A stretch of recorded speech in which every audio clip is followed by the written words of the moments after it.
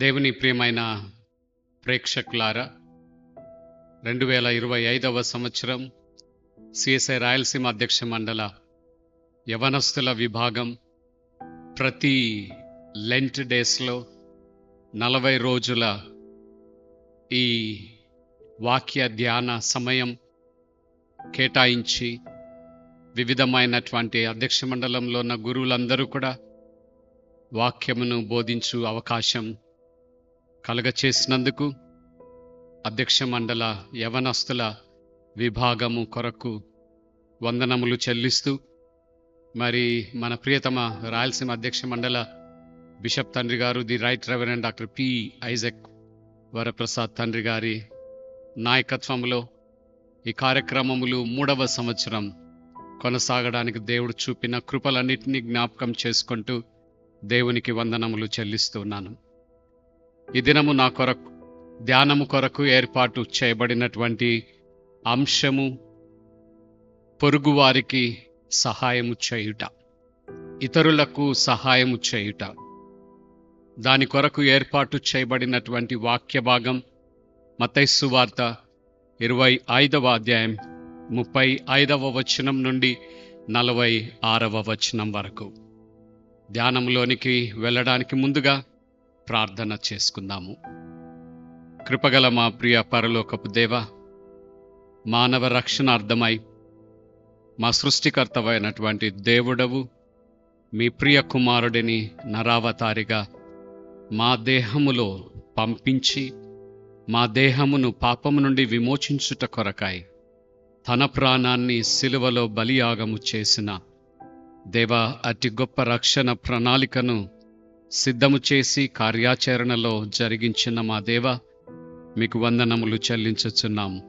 క్రీస్తు ప్రభుల వారి శ్రమలు, మరణం, పునరుత్థానం మానవ జీవితాలకు అనుగ్రహించిన ఉచిత నిత్యత్వ దైవ నిరీక్షణ, దైవ కృప జ్ఞాపకం చేసుకుంటూ మీకు వందనములు చెల్లిస్తూ, మీ నీతితో మమ్మను నింపుచున్నందుకు వందనములు.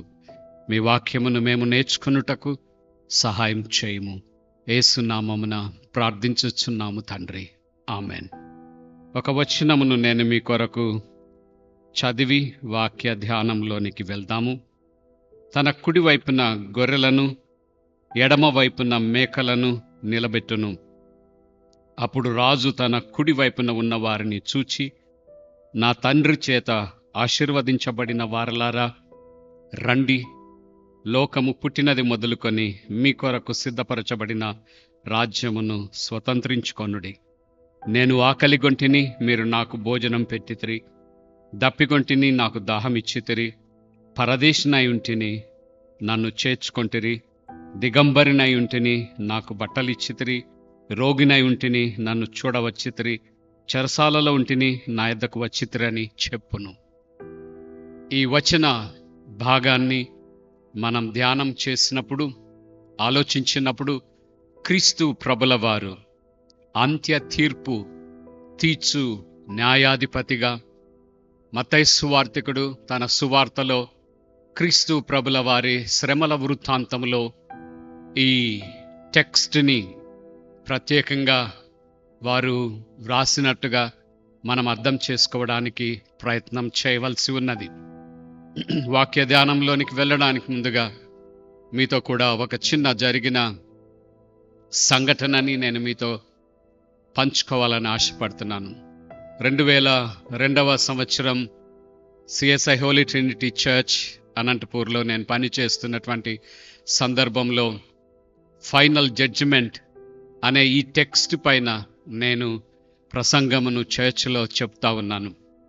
కుడివైపు ఉన్నటువంటి గొర్రెలు, ఎడమవైపు ఉన్నటువంటి మేకలు, ఆ ఇరువురిని గురించి తీర్పు సింహాసనములో కూర్చొని ఉన్నటువంటి నరావతారి అయినటువంటి యేసుక్రీస్తు ప్రభుల వారు, సన్ ఆఫ్ మ్యాన్, దేవుని కుమారుడు, మనుష్య కుమారుడు, ఆయన తీర్పుని గురించి నేను వాక్యమును చెబుతూ ఉన్నప్పుడు, ప్రసంగం అయిన తర్వాత అక్కడ ప్రసంగమును వింటున్నటువంటి ఒక హైందవ కన్వర్టెడ్ క్రిస్టియన్ ఆమె నా దగ్గరకు వచ్చి మాట్లాడుతూ ఉన్నది, పాస్టర్ గారు, మీరు ప్రసంగం చెప్తూ ఉన్నప్పుడు నేను ఆల్టర్ని చూస్తూ ఉన్నాను. ఆల్టరు దగదగ మెరుస్తూ ఉన్నది. యేసుక్రీస్తు ప్రభుల వారు సింహాసనం మీద కూర్చొని ఉన్నారు. కుడివైపున నాకు గొర్రెలు కనిపిస్తూ ఉన్నాయి. ఎడమ వైపున నాకు మేకలు కనిపిస్తూ ఉన్నాయి. వారితో ఆయన మాట్లాడడం నేను దర్శనంలో చూస్తూ ఉన్నాను అని ఆమె చెప్పడం నాకు కూడా చాలా ఆశ్చర్యాన్ని కలిగించింది. ఇక్కడ మనం గమనించినట్లయితే ఈ వచనాలకు ఇవ్వబడినటువంటి టైటిల్ లాస్ట్ జడ్జిమెంట్, అంత్య తీర్పు. యేసుక్రీస్తు ప్రభుల వారికి ఈ టెక్స్ట్లో మత్తయి సువార్తికుడు కొన్ని థియోలాజికల్, క్రిస్టలాజికల్ టైటిల్స్ ఆయన ఆపాదిస్తూ ఉన్నట్టుగా మనం నేర్చుకొనవలసి ఉన్నది. ఆ క్రిస్టలాజికల్ టైటిల్స్లో మొదటిది సన్ ఆఫ్ మ్యాన్, మనుష్య కుమారుడు. ఆయన తండ్రి అయినటువంటి యెహోవా దేవుడిని తండ్రి అని సంబోధించడం, తండ్రి కూడా ఆయనని కుమారుడని సంబోధించడం మత్తయి సువార్తలో మనం మొదటగా గమనించవలసి ఉన్నది. Second title king, మెస్సాయా, the son of David. యేసుక్రీస్తు ప్రభుల వారిని దావీదు సింహపు గోత్రములో ఆయన రాజుగా నిరంతరము దావీదు సింహాసనము పైన రాజ్య పరిపాలన చేయునటువంటి దావీదు వంశాంకురముగా యెషయి మొద్దు నుండి చిగురు ఉద్భవించునని యెషయా గ్రంథకర్త పిలిచిన టైటిల్ని మత్తయి సువార్తికుడు వాడుతున్నట్టుగా మనం చూస్తాము. మూడవ టైటిల్ లార్డ్, LORD, కురియాస్. యేసుక్రీస్తు ప్రభుల వారిని, ఆయన దైవత్వాన్ని, యెహోవా దేవుడి దైవత్వముతో సమానమైనటువంటి దైవత్వముగా మత్తయి సువార్తికుడు క్రీస్తు ప్రభుల వారిని సంబోధించడం సువార్తలో మనం గమనించగలం. నాలుగవ టైటిల్ యేసు ప్రభుల వారికి మత్తయి సువార్తికుడు ఈ టెక్స్ట్ ద్వారా ఆపాదించుచున్నటువంటి టైటిల్ మెస్సాయా. యేసుక్రీస్తు ప్రభుల వారు ఇశ్రాయేలు సమాజం మెస్సయా అనే ఒక రాజు తమ కొరకు దేవుడు పంపిస్తాడని, ఆయన దావీదు వంశంలో రాజుగా ఇశ్రాయేలు ప్రజలను రాజ్య పరిపాలన చేస్తాడని, వారు తెగలుగా విడిపోయినటువంటి వారు, 2 రాజ్యాలు ఉత్తర దక్షిణ రాజ్యములుగా విడిపోయినటువంటి వారు ఏకరాజ్యము చేయబడతారని, దావీదు రాజు కాలము నాటి స్వర్ణయుగం ఈ మెస్సయా కూడా స్థాపిస్తాడని, ఇశ్రాయేల్ ప్రజలకు ఒకే రాజుగా, వారందరినీ ఒకే ప్రజగా, ఒకే జనాంగముగా ఐక్యపరిచే ఒక గొప్ప రాజ్యము రాబోతూ ఉన్నదని వారు ఎంతో విశ్వాసముతో వేచి ఉన్నటువంటి ఆ మెస్సయా ఈ క్రీస్తు ప్రభుల వారు, ఆ మెస్సయా ఈ నరావతారి అయినటువంటి యేసుక్రీస్తు ప్రభుల వారే అని మత్తయి సువార్తికుడు మాట్లాడడం మనం చూడగలుగుతాం. చివరి టైటిల్ మత్తయి సువార్తికుడు యేసు ప్రభుల వారికి ఇస్తూ ఉన్నటువంటిది ద జడ్జ్, న్యాయాధిపతి. ఈ న్యాయాధిపతి సింహాసనం మీద కూర్చుంటాడు. దేవుని రాజ్యము భూమి మీద స్థాపించినటువంటి ఆ యేసుక్రీస్తు ప్రభుల వారే అంత్య తీర్పు తీరుస్తాడు. ఆ తీర్పు తీర్చడంలో ఆయన చాలా స్పష్టంగా మంచివారు రిప్రజెంట్స్ షీప్, చెడ్డవారు డెవిల్ చిల్డ్రన్, గొర్రెలు ఎడమవైపు, ఈ విశిష్టమైనటువంటి స్పష్టమైనటువంటి విభజన ఆయన చేస్తాడు. అంత్య తీర్పు క్రీస్తు ప్రభుల వారు తీరుస్తారు. తీర్చిన తరువాత ఒక్కొక్కరికి నిర్దేశించబడినటువంటి, కుడివైపున్న వారికి నిత్యరాజ్యం, ఎడమవైపు ఉన్నటువంటి వారికి నిత్య మరణం, వారిని వారి వారి రాజ్యాలకు పంపించే అధికారం యేసుక్రీస్తు ప్రభుల వారికి తండ్రి అయినటువంటి దేవుడు ఇచ్చాడు అని మత్తయి సువార్తికుడు మాట్లాడుతూ ఉన్నాడు. మరి ముఖ్యంగా మనం గమనించవలసినటువంటి కాంటెక్స్ట్ ఫస్ట్ సెంచరీ యేసుక్రీస్తు ప్రభుల వారు చనిపోయి పునరుద్ధానుడై 40వ రోజు ఆరోహణమైన తరువాత క్రీస్తు నామ విశ్వాసము ప్రకటించుచున్నటువంటి సువార్తను ప్రకటించుచున్నటువంటి ఆ పరిచర్యల ద్వారా ఉద్భవించిన క్రైస్తవ సంఘం, ఆది క్రైస్తవ సంఘం చాలా శ్రమలను ఎదుర్కొన్నటువంటి కాంటెక్స్ట్. మత్తయి సువార్తికుడు జీవించిన కాలం, ఆయన హాజరవుతున్నటువంటి ఆయన స్థానిక సంఘం, ఆ సంఘపు విశ్వాసులు వారు ఎదుర్కొంటున్నటువంటి అనుదిన అన్సర్టనిటీ, యేసును వెంబడించుటను బట్టి పర్సిక్యూషన్స్, శ్రమలు, చంపబడుతున్నటువంటి కాంటెక్స్లో ఆయన ఈ సువార్తను రాస్తూ ఉన్నట్టుగా మనం గమనించగలం. తర్వాత ఈ 25వ అధ్యాయం మనం గమనించినట్లయితే farewell speech of Jesus Christ or యేసుక్రీస్తు ప్రభుల వారు ప్యాషన్ నర్రేటివ్స్, శ్రమల వృత్తాంతములో ఈ టెక్స్ట్ ఇమిడీకృతము చేయబడినట్టుగా మనం చూడగలుగుతాం. యేసుక్రీస్తు ప్రభుల వారు పలుకుచున్నటువంటి చివరి పలుకులు, చివరి మాటలు, చివరి సందేశం, చివరి హెచ్చరికలు ఆయన చుట్టూ వింటున్నటువంటి వారికి యేసు ప్రభుల వారు ప్రకటించుచున్నటువంటి కాంటెక్స్ట్ని మనం అర్థం చేసుకొనవలసిన వారంగా ఉన్నాం.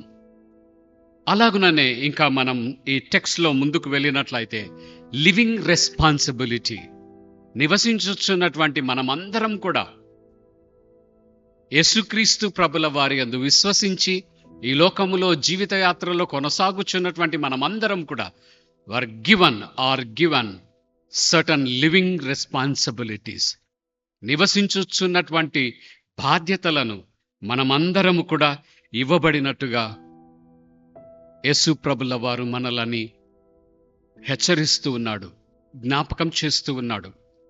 ఈ లోకంలో జీవించుచున్నటువంటి మనము హాపజాడుగా ఏ కష్టం వస్తే దాన్ని ఎదుర్కోవడం, ఏ సంతోషం అయితే దాంట్లో కొనసాగడం కాదు. You need to live a life with living responsibility. ఒక బాధ్యతాయుతమైన క్రమశిక్షణతో కూడుకొని ఉండవలసినటువంటి పొరుగువారి పట్ల బాధ్యత, పొరుగు మననే ప్రక్కనే ఉన్నటువంటి సృష్టి పట్ల బాధ్యత, మన చుట్టూ ఉన్నటువంటి అక్కర కలిగినటువంటి వారి పట్ల బాధ్యతాయుతమైనటువంటి జీవితాన్ని జీవించుట మనకు ఒక పిలుపుగా యేసుక్రీస్తు ప్రభుల వారు ఈ భాగంలో జ్ఞాపకం చేస్తూ ఉన్నాడు. మత్తయి సువార్తికుడు మాట్లాడుతున్నటువంటి ఈ టెక్స్ట్లో మనము చాలా స్పష్టమైనటువంటి డ్యూయలిజం చూస్తాము. రెండు విభిన్న దృక్పథాలు, రెండు విభిన్నమైనటువంటి రాజ్యాలు, రెండు విభిన్నమైనటువంటి గ్రూప్గా మానవ సమాజం విభజించబడి ఉంటుంది అనే సత్యాన్ని సువార్తికుడి భాగంలో మాట్లాడుతున్నట్టుగా మనం చూస్తాం. ఒకటి సన్ ఆఫ్ మ్యాన్, మనుష్య కుమారుడికి, ఆయన యందు విశ్వాసం ఉంచినటువంటి వారికి, ఆ విశ్వాసములో తమ జీవితాల్ని కొనసాగించుచున్నటువంటి వారు ఒక గ్రూప్ అయితే, ఆ గ్రూపుకు విరుద్ధముగా అదర్ వరల్డ్లీ, ఆ గ్రూప్కు విరుద్ధముగా ఇహలోక సంబంధమైనటువంటి ఇష్టములను నెరవేర్చుకుంటూ క్రీస్తు ప్రభుల వారి యందు బయలుపరచబడినటువంటి రక్షణని నిర్లక్ష్యము చేసి, తృణీకరించి, వ్యతిరేకించి తమకిష్టమైనటువంటి మార్గములలో నడుచుటకు సంకల్పించుకున్నటువంటి రెండవ గ్రూప్. ఈ రెండు గ్రూపులు కూడా కలిసి జీవిస్తాయి, ఇంటర్ట్వైన్డ్. ఒకరిలో ఒకరు ఉండి జీవిస్తారు. వారు సపరేట్గా ఒక లోకంలో, వీరు సపరేట్గా మరొక ప్రాంతంలో నివసించరు, ఒకే ప్రాంతంలో ఉంటారు. వీరిరువురు కలిసి జీవిస్తారు. ఒకరేమో మనుష్య కుమారుడిగా బయలుపరచబడిన క్రీస్తు ప్రభుల వారి యందలి విశ్వాసమును కలిగి, ఆ విశ్వాసమును జాగ్రత్తగా కనిపెట్టుకుంటూ, ఆ విశ్వాసములో నమ్మకంగా, యథార్థంగా దేవుణ్ణి ప్రేమిస్తూ, ఆయన ఆజ్ఞలకు విధేయత కలిగి, దేవుని వాక్యమును చదువుతూ, ప్రార్థన కలిగిన వారుగా, ఒక క్రమశిక్షణ కలిగిన విశ్వాస జీవితాన్ని కొనసాగించేవారు ఒక గ్రూప్ అయితే, వారికి విరుద్ధమైనటువంటి, బద్ధ విరుద్ధమైన మరొక గ్రూప్, వారు దేవునికి అయిష్టమైనటువంటి మాటలు, అయిష్టమైనటువంటి ప్రవర్తన, అయిష్టమైనటువంటి చర్యలు, అయిష్టమైనటువంటి నిర్ణయాలు, వారి సొంత జీవితాల పట్ల శ్రద్ధను కలిగినటువంటి వారుగా వారు కొనసాగుతారు అనే ఈ రెండు విభిన్న రాజ్యములు ఒకే రాజ్యములో కలిసి జీవిస్తారు. ఆ కలిసి జీవించేవారు చివరిలో అంత్య తీర్పులో రెండుగా స్పష్టమైనటువంటి ఒక విభజన వారిద్దరి మధ్య జరుగుతుంది అనే సంగతిని మత్తయి సువార్తికుడు తన సువార్తలో మాట్లాడుతున్నట్టుగా మనం చూడగలుగుతాం. సన్ ఆఫ్ మ్యాన్, మనుష్య కుమారుడు, మనం గమనించినట్లయితే brings true Kingdom. He establishes true Kingdom on earth.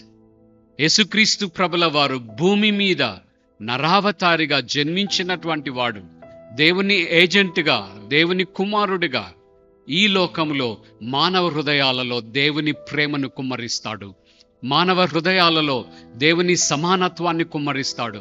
మానవ హృదయాలలో దేవుని రాజ్య విలువలని ప్రతిష్ఠిస్తాడు. దేవుణ్ణి ప్రేమించే హృదయాలుగా కొంతమందిని పురికొల్పుతూ ఆయనకిష్టమైనటువంటి వారిని ఈ లోకంలో ఆయన జీవింపచేస్తూ వృద్ధిపరుస్తూ ఉంటాడు. అలాగుననే ఆ దేవుని రాజ్యంలో మనుష్య కుమారుడు treated, identified as the king. రాజుగా మత్తయి సువార్తికుడు యేసుక్రీస్తు ప్రభుల వారిని ఆయన గుర్తిస్తూ ఉన్నాడు. సింహాసనం మీద ఆయన యుగాంతములో కూర్చుంటాడు. కూర్చొని ఆయన ప్రజలకు స్పష్టమైన తీర్పును తీర్చు అధికారం తండ్రి అయినటువంటి దేవుడు తన కుమారుడికి అప్పగించాడు. కుమారుడు తండ్రికి విధేయత కలిగినటువంటి వాడుగా భూమి మీదకి వచ్చాడు. చనిపోమన్నాడు తండ్రి. తన ప్రాణాన్ని ఆయన సిలువలో శపిత మరణం బలియాగముగా మనందరి స్థానములో మనకు రావలసిన శిక్షను ఆయన భరించుటను బట్టి, ఆయన మన స్థానములో చనిపోవుటను బట్టి, ఆయన మన స్థానములో దేవుని శాపముగా మార్చబడుటను బట్టి తండ్రి అయినటువంటి దేవుడు ఎలివేటెడ్ హిమ్, హానర్డ్ హిమ్, ఆయనని అత్యున్నతమైనటువంటి స్థితిలోనికి హెచ్చిస్తూ ఉన్నట్టుగా మనం చూస్తాం. మహిమ సింహాసనము మీద ఈ మనుష్య కుమారుడు కూర్చుంటాడు. దేవుని నీతిని మానవ హృదయాలలో ఈ లోకములో స్థాపించడానికి పూనుకున్నటువంటి వాడు. దేవుని రాజ్యము కమ్స్ టు కల్మినేషన్, చివరికి గమ్యానికి నిర్దేశించబడిన ఉద్దేశములను సంపూర్తి చేయబడుటకు kingdom of God will travel, ప్రయాణం చేస్తుంది అనే సత్యాన్ని మత్తయి సువార్తికుడు మాట్లాడుతూ ఉన్నాడు. దానికి బద్ధ విరుద్ధముగా మరొక రాజ్యము కూడా మన ప్రక్కనే మనకు కనిపిస్తుంది.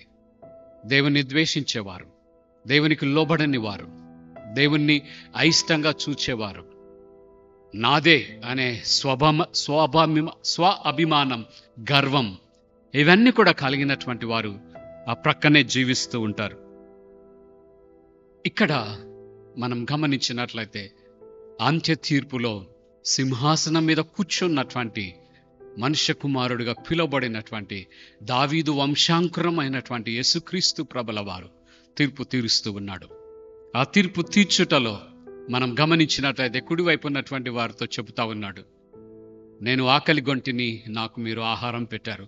నేను వస్త్రహీనుడనై ఉంటిని, మీరు నాకు వస్త్రములు ఇచ్చారు. నేను రోగినై ఉంటిని, నన్ను చూడవచ్చితిరి. నేను చెరసాలలో ఉంటిని, నన్ను మీరు చూడవచ్చితిరి. కుడివైపు ఉన్నటువంటి వారు చాలా ఆశ్చర్యపోతూ ఉన్నారు. మీరెప్పుడొచ్చారు? మేమెప్పుడు ఆ సహాయాలన్నీ చేశాము.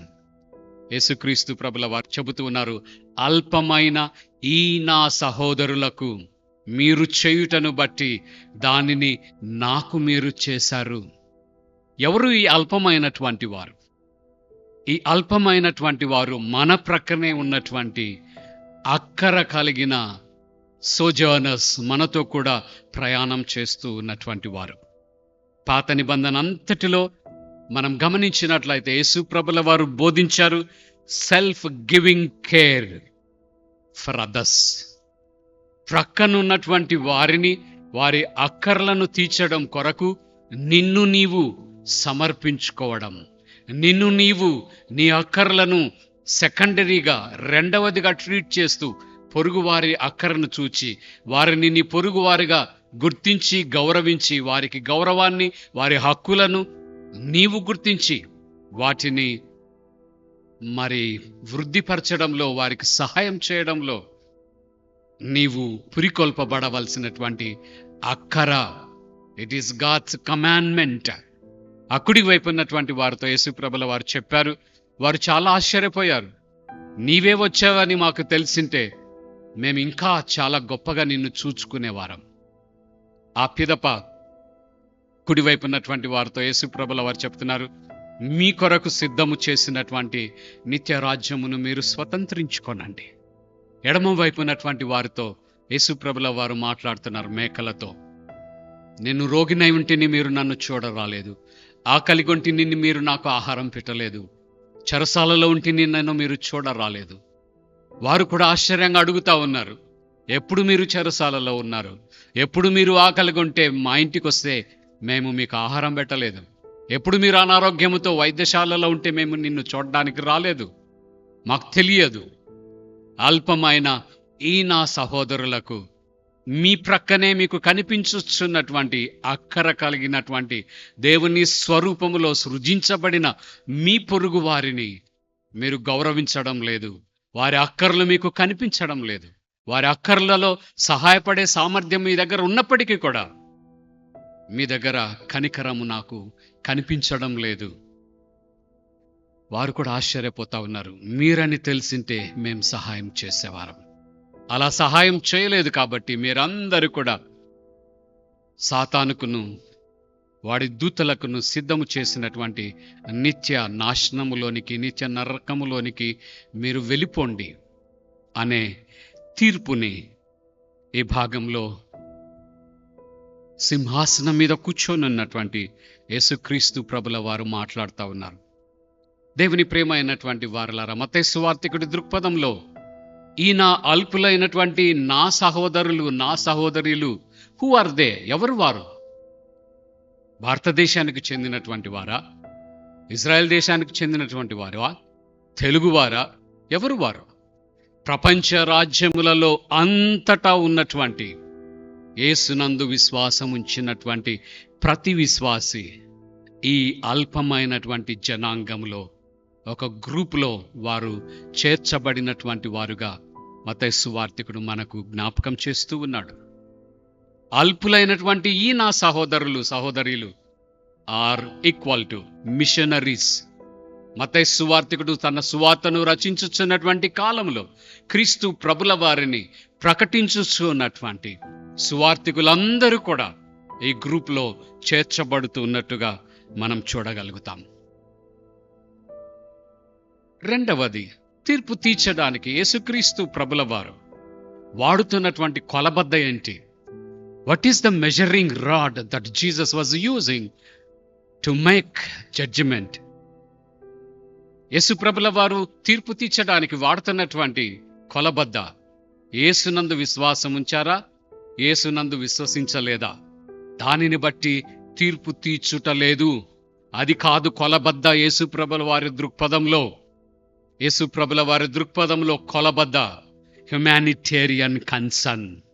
నీ ప్రక్కనున్నటువంటి నీ సహోదరుడు, నీ ప్రక్కనున్నటువంటి నీ సహోదరి, వారు అక్కరలో ఉన్నప్పుడు హ్యుమానిటేరియన్ కన్సర్న్స్తో నీవు వారికి సహాయపడినట్లయితే, వారి అక్కర్లలో నీవు తోడుగా ఉండినట్లయితే, నీ అక్కరలు ప్రక్కకు పెట్టి పొరుగువారి అక్కరలకు ప్రాధాన్యం ఇచ్చినప్పుడు, నిన్ను నీవు నష్టపరుచుకున్నా పర్వాలేదు, పొరుగువారి అక్కర తీర్చుట పట్ల నీవు మిక్కుటమైన శ్రద్ధను కనపరిచినావా, కనపరచలేదా?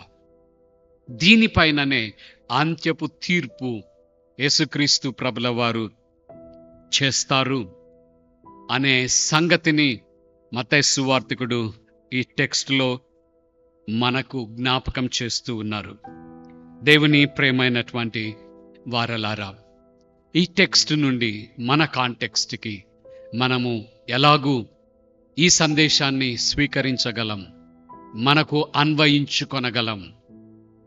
భారతదేశంలో తెలుగు రాష్ట్రాలలో నివసించుచున్నటువంటి మనం, మన సామాజిక పరిస్థితులు, దళితులముగా, అంటరాని వారముగా తీర్చబడి, ట్రీట్ చేయబడి, అణచివేతకు గురి చేయబడుచున్నటువంటి మనము, ఎవరు మన పొరుగువారు? మనల్ని ఎవరు పొరుగువారని చూస్తారు, భావిస్తారు, స్వీకరిస్తారు? ఎవరిని మనం సహాయం చేయగలిగినటువంటి సహోదరులుగా మత్తయి సువార్తికుడి బోధ నుండి, యేసు ప్రభుల వారి తీర్పు దృశ్యము నుండి మన పొరుగు వారిని మనము గ్రహించగలం. అక్కరలో ఉన్న వారందరూ కూడా మన పొరుగువారే. వారు ఏ భాష మాట్లాడుతున్నారు అవసరం లేదు, వారు ఏ కులమునకు చెందిన వారు అవసరం లేదు, వారు ఏ జాతికి చెందిన వారు అవసరం లేదు, వారు పురుషుల స్త్రీల అవసరం లేదు, తెల్లవార నల్లవారు అవసరం లేదు.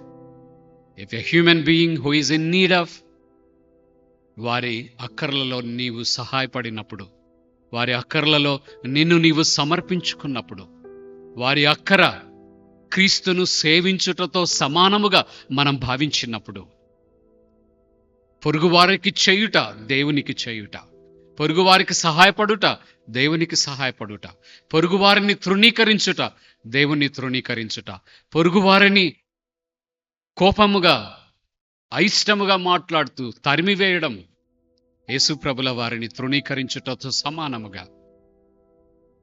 ఈ పాఠము ద్వారా మనము నేర్చుకొని, ప్రత్యేకంగా ఈ లెంటన్ సీజన్లో ఈ క్రొత్త సందేశాన్ని మనం చేపట్టి మన అనుదిన విశ్వాస జీవితాలలో ఒక బాధ్యతాయుతమైనటువంటి విశ్వాస జీవితాన్ని కొనసాగించుటకు దేవుడు తన కృప మనకు మెండుగా అనుగ్రహించునుగాక. అట్టి దీవెనలు మనందరికీ దేవుడు అనుగ్రహించి, వింటున్నటువంటి మీరందరూ కూడా ఈ అంత్య తీర్పులో కుడివైపు ఉండాలని కోరుకుంటున్నామా, ఎడమవైపు ఉండాలని కోరుకుంటున్నామా? ఇవన్నీ కూడా యేసు ప్రభుల వారు పరూసియా రెండవ రాకడలో తప్పక జరగబోయే సంఘటనలు. దేవుని రాజ్యము వెరీ అన్ఇంపార్టెంట్గా ప్రారంభమవుతుంది, కానీ అంతములో దేవుని రాజ్యము సమస్త సృష్టిని కూడా ప్రభావితము చేయగలదు. ఆ ప్రభావితంలో మనము కూడా క్రీస్తు ప్రభుల వారికి ఇష్టమైనటువంటి బిడ్డలుగా జీవించుటకు దేవుడు తన కృప మనకు అనుగ్రహించును గాక. ప్రార్థన. కృపగల దేవ, మీ పరిశుద్ధ నామమునకు వందనములు, మీ వాక్యం కొరకు వందనములు. పొరుగు వారికి సహాయపడే మనస్సు మేమందరము కూడా అలవర్చుకొనవలసిన అక్కర కలిగి ఉన్నామని, పొరుగువారి అక్కర్లలో సహాయపడుట అనే ఒక గుణాన్ని మేమందరము కూడా మాలో చొప్పించుకొని దానిని వెంబడించవలనని మీ వాక్యము కోరుచుండగా, అటువైపు మమ్మను బలపరచుము. యేసునామమున అడుగుచున్నాము తండ్రి, ఆమెన్.